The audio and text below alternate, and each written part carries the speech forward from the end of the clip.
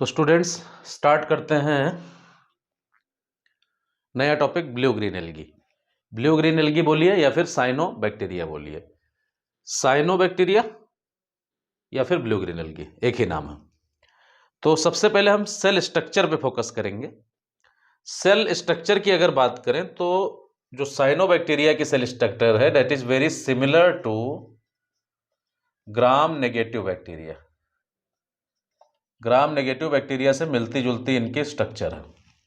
आप देख पा रहे हो, ये मैंने एक टेम्पलेट बनाया है, बाकी की चीज़ें अंदर बनाएंगे। देखो न्यूक्लियस इसका एकदम बैक्टीरिया जैसा होता है। यहाँ पे दो वॉल है, वॉल मतलब डबल लेयर्ड है, सेल वॉल जो है वो डबल लेयर्ड है। आउटर जो वॉल है ये एलपीएस की बनी होती है, लाइपोपॉलीसेकेराइड की, और इनर वॉल जो है वो पेप्टिडोग्लाइकन की बनी होती है। तो डबल लेयर्ड सेल वॉल है। सेल मेम्ब्रेन एज यूजुअल जैसा कि नॉर्मल सेल मेम्ब्रेन होती है, लाइपोप्रोटीन की, लिपिड प्लस प्रोटीन की, उसकी बनी होती है। और कोई भी साइनोबैक्टीरियल सेल के चारों तरफ म्यूसिलेजिनस सीथ होती है जो इसको वाटर में सर्वाइव करने में मदद करती है और एक तरह से डिफेंसिव रोल भी प्ले करती है। अगर कोई ऑर्गेनिज्म इसको खाना चाहता है तो वो स्किप कर जाता है इसकी म्यूसिलेजिनस सीथ की वजह से। तो एक तरह का डिफेंस मैकेनिज्म भी है, एक तरह का बचाव का तरीका भी। इंटरनली जो इसका न्यूक्लियस होता है वो सिमिलर होता है जैसे बैक्टीरिया का न्यूक्लियस होता है। बैक्टीरिया का न्यूक्लियस होता है। अब बैक्टीरिया के न्यूक्लियस को आप जानते हो न्यूक्लियोइड कहते हैं। कैसा डीएनए होगा? डबल स्ट्रैंडेड, सर्कुलर और नेकेड ये होगा। कोई बाकी चीजें तो हम पढ़ ही चुके हैं, जो अनकॉमन बातें हैं वो देखते हैं। अनकॉमन क्या है कि इसमें जो इनर मेम्ब्रेन है उससे निकल के इस तरह से मेम्ब्रेनस स्ट्रक्चर बनती हैं और इन मेम्ब्रेनस स्ट्रक्चर में पिगमेंट्स इकट्ठा होते हैं। इन मेम्ब्रेनस स्ट्रक्चर में बहुत सारे पिगमेंट्स इकट्ठा होते हैं और इन मेम्ब्रेनस स्ट्रक्चर को आप कह सकते हो क्रोमेटोफोर कहते हैं इनको। Chromatophore, chromatophore. कौन से पिगमेंट होते हैं देख लेते हैं जरा सा। पिगमेंट है इसमें, पिगमेंट्स कई तरह के इसमें होते हैं। पहली बात तो मेन बात है वो है क्लोरोफिल ए। आप जानते हो क्लोरोफिल ए हायर प्लांट में पाया जाता है लेकिन साइनोबैक्टीरिया में भी पाया जाता है, जबकि बैक्टीरिया में नहीं पाया जाता है। तो chlorophyll A similar to higher plant और ये ग्रीन कलर का पिगमेंट है। इसके अलावा सी फाइकोसाइनिन ये एसेसरी पिगमेंट है, ये ब्लू कलर का होता है। तो ब्लू ग्रीन कलर होने की वजह से, ब्लू ग्रीन कलर होने की जो वजह है वो ये है, सी फाइकोइरिथ्रिन ये रेड कलर का पिगमेंट होता है। तो आप कहोगे रेड कलर कहां से आ गया ब्लू ग्रीन एल्गी में? ब्लू ग्रीन एल्गी हमेशा रेड हो ये जरूरी नहीं है, कुछ एक स्पीसीज ऐसी हैं जो रेड कलर की भी है। तो नॉर्मली लेकिन ब्लू ग्रीन बोला जाता है इनको। कुछ एक ऐसी जीनस हैं जो रेड कलर के हैं। तो ये हो गया। इसके अलावा जो यूनिवर्सल पिगमेंट्स है कैरोटिनॉइड्स वो भी इनमें प्रेजेंट होंगे। अब क्लोरोफिल ए होने की वजह से इसका जो फोटोसिंथेसिस होगा वो ऑक्सीजेनिक होगा। कैसा होगा? ऑक्सीजेनिक होगा, यानी ऑक्सीजन इवॉल्व होगी। और सबसे पहला ऑर्गेनिज्म धरती पे जो पैदा हुआ था वो तो हेटेरोट्रॉफिक था, लेकिन पहला ऑक्सीजन इवॉल्विंग ऑर्गेनिज्म जो था वो साइनोबैक्टीरिया था। तो साइनोबैक्टीरिया क्या है? First oxygenic photo autotrophs on earth. तो वर्तमान में तो ये ऑक्सीजन रिलीज करते ही हैं, ये पहले ऑक्सीजनिक फोटो ऑटोट्रॉफ हैं। तो ये एक जनरल बात हुई सेल स्ट्रक्चर के बारे में। इसके अलावा क्या होता है कि गैस वैक्यूल्स भी होती हैं इसमें। गैस वैक्यूल्स होती हैं तो गैस वैक्यूल्स में गैसियस मूवमेंट होगा और गैसेस फिल होंगी, और फिल होंगी तो ये फ्लोट करने में मदद करती हैं। आसानी से जो साइनोबैक्टीरिया की सेल है ये फ्लोट कर सकती है वाटर के सरफेस पे। तो ये हो गया general cell structure of cyanobacteria. अब हम बात करते हैं कि जो इसकी लाइफ फॉर्म है वो क्या क्या हो सकती है।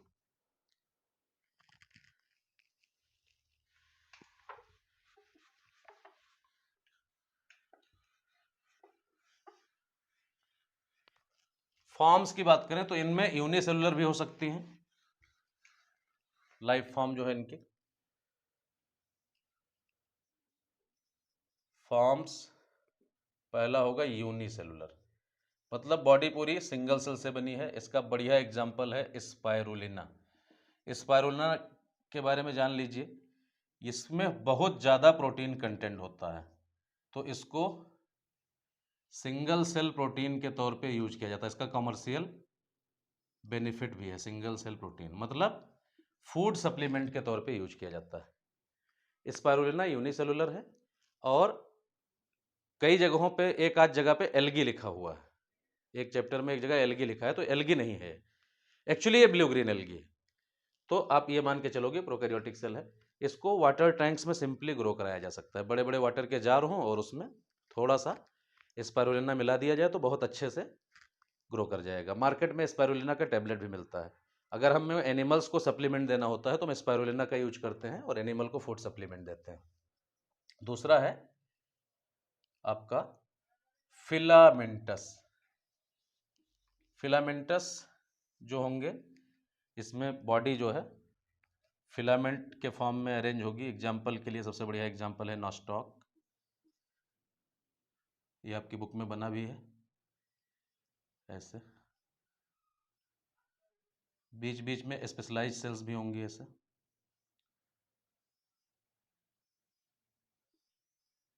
बीच बीच में इस तरह से स्पेशलाइज सेल भी होंगी। तो ये फिलामेंटस होंगे। इनके ऊपर लेयर होगी म्यूसिलेजिनस सीथ की, जैसा कि सब में होती है। सारी सेल्स के ऊपर होती है तो पूरे के पूरे फिलामेंट के ऊपर होगी। तो ये नॉस्टॉक का फिलामेंट है। ये फिलामेंट है नॉस्टॉक का। नॉस्टॉक का फिलामेंट है। ऊपर म्यूसिलेजिनस की सीथ है, ये इसकी सेल्स हैं। और ये बीच बीच में स्पेशलाइज सेल हैं जो थोड़ा थिकेंड होंगी और ये देखने में भी स्पेशलाइज होंगी।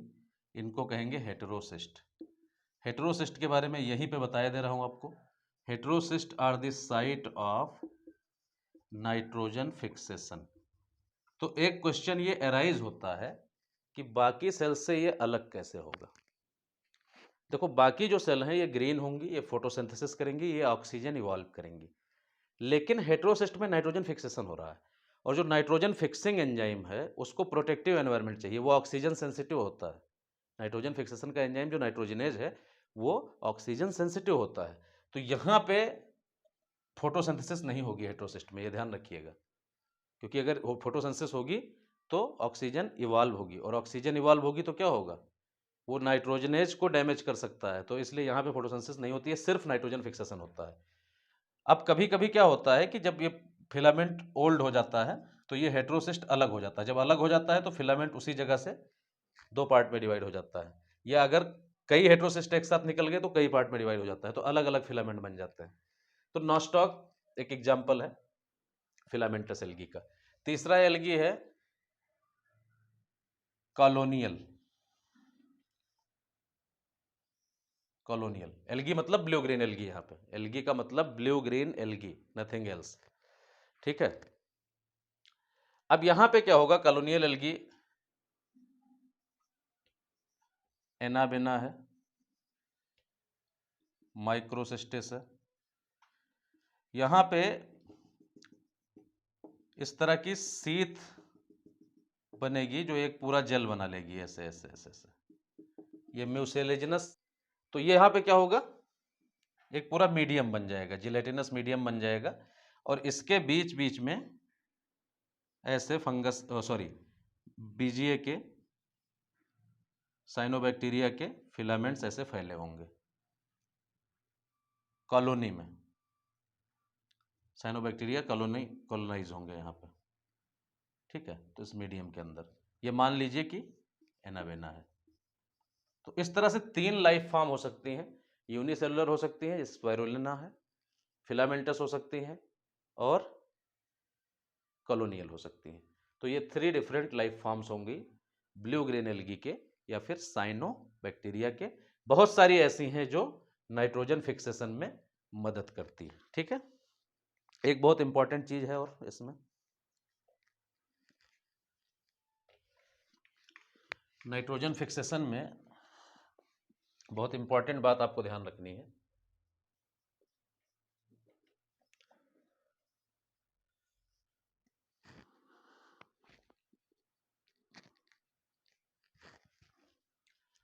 नाइट्रोजन फिक्सेशन में 2 तरह का इनका एसोसिएशन हो सकता है।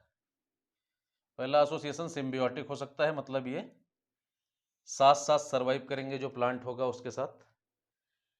सिम्बियोटिक में कहाँ ये हो सकते हैं? एक पौधा होता है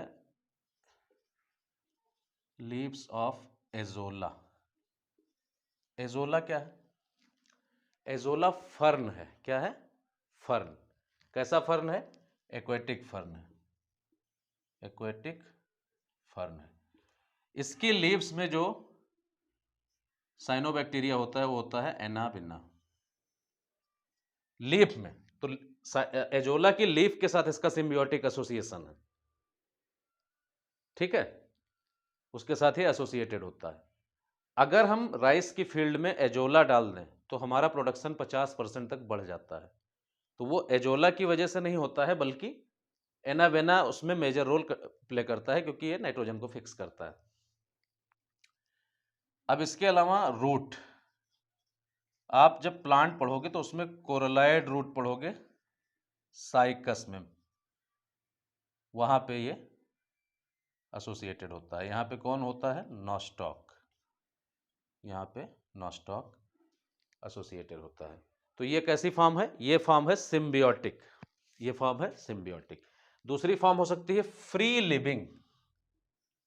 फ्री लिविंग मतलब किसी के साथ एसोसिएटेड नहीं है, फिर भी नाइट्रोजन फिक्सेशन करती है। For example Oscillatoria. Oscillatoria in rice field, जो पैडी या राइस की फील्ड है उसमें ऑसिलेटोरिया के फिलामेंट्स फैले होते हैं और ये नाइट्रोजन फिक्स कर सकता है। इनको किसी से एसोसिएशन की जरूरत नहीं होती।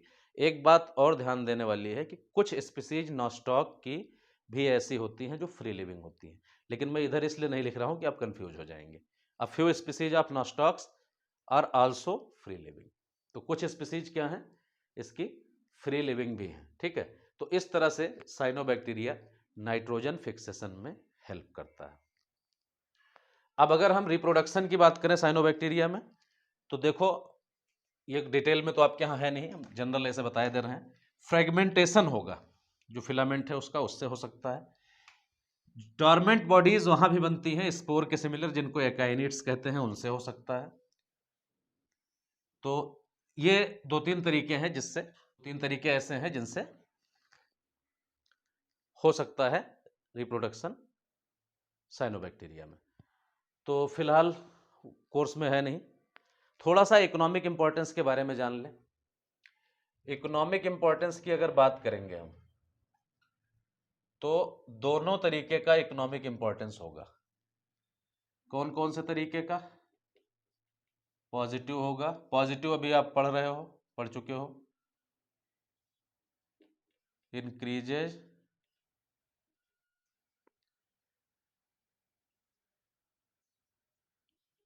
Fertility of soil.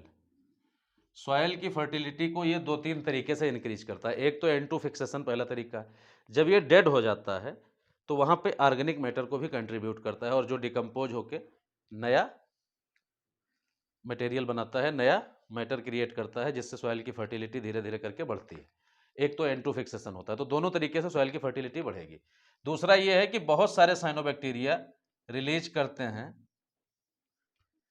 एसिड्स, और अगर सॉइल ज्यादा एल्कलाइन है, व्हिच मिनिमाइजेज कह सकते हो या रिड्यूसेस कह सकते हो, reduces alkalinity, alkalinity of soil. अगर सॉइल ज़्यादा एल्कलाइन है तो भी तो ठीक नहीं है, तो उसको रिड्यूस करते हैं इसके एसिड, अगर साइनोबैक्टीरिया के एसिड रिलीज होते हैं तो। नेगेटिव की बात करते हैं। नेगेटिव में एक आपने बहुत कॉमन चीज पढ़ी होगी, वाटर ब्लूम। इसको एल्गल ब्लूम भी कहते हैं, एल्गल ब्लूम भी कहते हैं। अब अगर कोई वाटर नॉर्मल नहीं है, उसमें पोल्यूशन है, उसमें पोल्यूशन बढ़ गया है, तो वहां पे साइनोबैक्टीरिया का लेवल क्या होता है, बहुत ज्यादा बढ़ जाता है। Accelerated growth of cyanobacteria in polluted water bodies. जो वाटर बॉडीज है, मान लीजिए लेक है, कोई किसी शहर के अंदर लेक है, उसमें सीवेज जा रहा है, तो क्या होगा, न्यूट्रिएंट्स तो बन रहे हैं, इनऑर्गेनिक न्यूट्रिएंट्स अच्छे खासे इकट्ठा हो रहे हैं। इतना भयानक एक्सेसिव ग्रोथ करेगा ये कि पूरे के पूरे लेक को कवर कर लेगा। और जब कवर कर लेगा तो लगेगा खिला खिला है लेक, लेकिन एक्चुअल में खिला खिला नहीं है। ऊपर से ऑक्सीजन की सप्लाई को ये कम कर देगा, तो कम कर देगा तो अंदर के जो जीव होंगे वो मरने लगेंगे, उनको प्रॉब्लम होने लगेगी, उनको दूसरे तरह की दिक्कतें होने लगेंगी। तो ओवरऑल पोल्यूशन को बढ़ाएगा ही लॉन्ग टर्म में। ठीक है, तो ये एल्गल ब्लूम होता है, पोल्यूटेड एरिया में होता है और लेटर ऑन पोल्यूशन को बढ़ाता है। और फिर धीरे धीरे इसका परिणाम ये होता है, रिजल्ट ये होता है कि धीरे धीरे वो लेक सूखना चालू हो जाती है, और सूखना चालू हो जाती है, एक टाइम के बाद ऐसा वक्त आएगा कि वो पूरी तरह से सूख जाती है। ठीक है, दूसरा एक बहुत कॉमन है कि ये पोल्यूट करते हैं वाटर टैंक्स को। जो पानी की टंकियां हैं, इनकी रेगुलर सफाई अगर नहीं की गई तो उसमें बहुत सारे साइनोबैक्टीरिया जमा हो जाते हैं, और ये जमीन को स्लिपरी बना देते हैं। बरसात के टाइम आप फिसल के गिर जाते हैं कई बार, तो उसमें भी कई जगह पे साइनोबैक्टीरिया होती है, क्योंकि म्यूसिलेजिनस सीज जो होती है, इस पर पैर पड़ते ही आप गिर जाते हैं। तो ये कुछ बातें थी साइनोबैक्टीरिया के बारे में, और इतना अगर आप पढ़ लोगे तो साइनोबैक्टीरिया कवर हो जाएगा। प्रोकैरियोटिक सेल होती है, तो बाकी सारे फीचर प्रोकैरियोट जैसे होंगे। क्रोमेटोफोर एक्स्ट्रा है, और गैस वैक्यूल्स भी एक अलग फीचर है, और क्लोरोफिल ए जो हायर प्लांट का कैरेक्टरिस्टिक है।